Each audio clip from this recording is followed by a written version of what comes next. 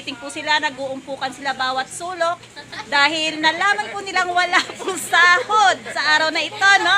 Dahil nagkaroon daw po ng problema ang, hindi ko alam, Meta ba o ano, wala daw pong mawi-withdraw sa ATM.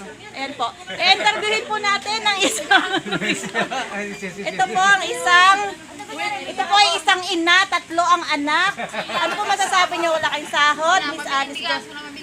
Ay, nako po. So, ayun po. At ito naman po ang mga tindera sa palengke. We are so sad. We cannot do anything about it. We cannot eat, we cannot sleep, we cannot do anything. Ito naman po ay tulala. Ayan po. Dalawa silang tulala dahil wala po silang sahod. Hoy, magtrabaho kami. Sahod ka bukas. Ngayon lang wala.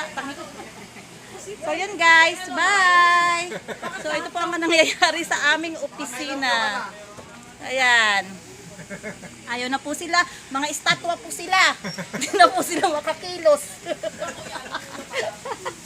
So, bye vlog! Naka-live po tayo sa ABS-CBN to. Hi ka pa, Eng. Dapat sinabi mo, lalong-lalo na ako, dinadaan ko na sa YouTube ko. Naka-live to, tangik. Ay, naku po, yan na po yung boss ko. Okay po, bye.